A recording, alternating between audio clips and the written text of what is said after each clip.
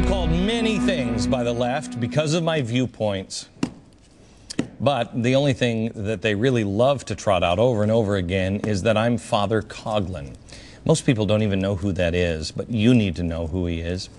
When you'll see that it's laughable. It's a deep insult to be compared to him, but it's hysterical because it's so ridiculously inaccurate. It doesn't even make sense. Yes, Father Coughlin was against communism. Yes, he was on the radio, like me. Yes, he was against the sitting president, FDR. But it's weird because that's where it ends. Because he was initially a supporter of FDR. He was also wildly anti-Semitic. Not me. He was for big unions. You know how much I love unions. And he's also for, and this is my favorite, this is his magazine, an original copy from the day. He was also for social justice. The union man. Oh, yes. That's me in a nutshell, isn't it? Actually, he was not a fan of FDR after he got in office because he thought FDR's policies didn't go far enough. Again, not me. Father Coughlin perverted American ideals for his own power, and most importantly, for social justice. Social justice. Social justice. Social justice. Let me go back to the railroad. Father Coughlin was on where, I don't know where the board went. Father Coughlin was on the wrong side of the European tracks. He was on the right side of the European tracks. Fascism. He was the leader of a nationalist socialist movement. Oh. The danger from the so-called right. Watch. As another presidential election approaches, a Roman Catholic priest, for the first time in American history, is seriously involved in national politics. Some are unpopular, but God hates a hypocrite. Father Charles Coughlin was one of the most influential voices of the 1930s. He was a Catholic priest who became immensely popular radio personality with the largest audience in the world. Radio was the first mass media in a way that print never could be, coming around almost exactly on time with this economic hardship. It was this electric combination. There were times when Father Coughlin's following got to the point where he had 30 to 40 million listeners. You could walk down the block and you could hear the same broadcast of Father Coughlin coming from every window because every family was listening to it. At his peak, Coughlin received more mail than the White House, 80,000 letters a week. Many of them contained cash. Born in Canada, 1891, Coughlin first took to the radio airwaves in 1926.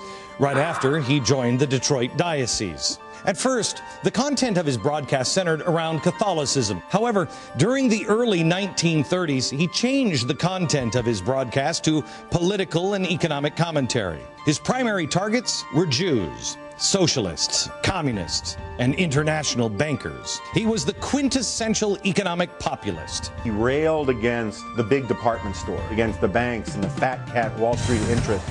There was always an anti-Semitic strain to Coughlin's diatribe. He blamed Jews for the Great Depression, communism, and for all the nation's ills. During a rally in New York, he said, quote, "When we get through with the Jews in America, they'll think the treatment they received in Germany was nothing." Critics of Coughlin only started pointing to his anti-Semitism when Coughlin started criticizing FDR. When Coughlin was one of FDR's main supporters, no one really seemed to care. Coughlin started off as a huge supporter of FDR. In the 1932 election, Coughlin said the nation's choice was Roosevelt or ruin. And he dubbed the New Deal Christ's deal. He had radical monetary policies. He thought increasing inflation would get America out of the Great Depression. When FDR refused to support this type of legislation, Coughlin turned on him and became FDR's harshest critic. He called the president the great betrayer and liar and a Jew.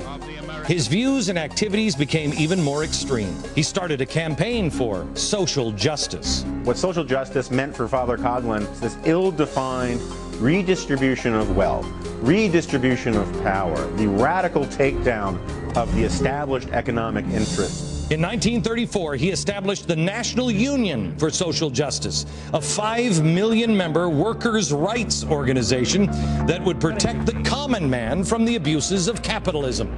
He also started a national weekly newspaper called Social Justice that promoted congressional candidates and reinforced his radio themes. We will endorse a candidate who can rise above his party and puts patriotism first. Coughlin's criticism of FDR in the New Deal eventually led to his demise. FDR succeeded in silencing him through a National Association of Broadcasters Code passed in 1939 that forbade controversial broadcasts. By the following year, Father Coughlin was off the air. The reason why Father Coughlin became so popular was because of fear and hunger during the Great Depression. People's lives had come apart and they didn't know what to do, so they turned to somebody, a priest, Father Coughlin. He was able to articulate their feelings. Unfortunately, his solutions were fascists. I mean, here he's got a picture in one of his magazines, picture of Stalin and Hitler, but it's Social Security, still a hope, because they haven't tried the Christian plan. The Christian plan. Social justice. Back in a minute.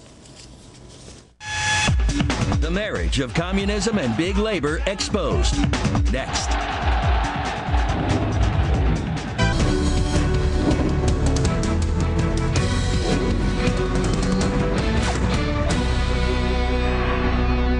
History teaches us, at least the history that you get in school teaches us, that FDR was a great American president, that he saved us, that people, all people, loved him, that he had the same vision our founders did, and that we just wouldn't have made it without his programs.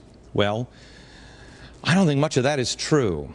FDR was wildly popular, just as Barack Obama is wildly popular today.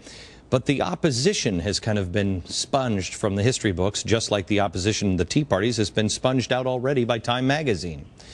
But if FDR was so beloved and nobody was spooked by how much power he took, why was it that his body was barely cold when they passed the 22nd Amendment to the Constitution to make sure that no one could ever serve as long as he did? His policies didn't save us. In fact, it was only in America that the period known as the Depression is known as the Great Depression. Why? Because his policies stripped the free market system and actually prolonged the Depression. I'm going to show you a game in a few minutes that was made in the 1930s that will blow your mind. And FDR also surrounded himself with anti-capitalist and communists. Yes, people who revered the ideas of Marx. I'm just reading in this paper how the 1936 candidate for the Communist Party thought the New Deal is great. The communist movement was huge in America, huge in the administration, and huge with the unions in the 1930s. The only thing we have to fear is fear itself. The year 1933. The country had a new president, Franklin Delano Roosevelt. The economy was in the depths of the Great Depression. Overseas, German dictator Adolf Hitler rose to power. Anti-communism became a great political debate. Critics accused FDR's New Deal of being pro-union, while others said that it had communist undertones. The American working class had been banding together in the form of unions to prevent oppression by the capitalist system. One union in particular, the CIO, was a hotbed for communism. Meanwhile, Earl Browder emerged as a strong leader for the Communist Party under the idea that, quote, communism is the 20th century Americanism. Because after all, quote, we're all true to the traditions of Paine, Jefferson, Lincoln, as the communists say. The problem developed at a time of great crisis and turmoil, and nobody was paying much attention to issues like domestic communism. Beginning in the late 1930s, Democratic Congressman Martin Dies of Texas chaired the House Committee on Un-American Activities. Separately, Attorney General Francis Biddle was busy compiling a list of traitors working for the government. Ex-communist Whittaker Chambers came forward to A.A. Burley, Assistant Secretary of the State. Chambers explained how he was able to secure a government position and outed other prominent spies in the administration. in which people like Alger Hiss and Harry Dexter White and Lachlan Curry, all of whom were Soviet agents, got into the federal government. And the problem at that time was very substantial.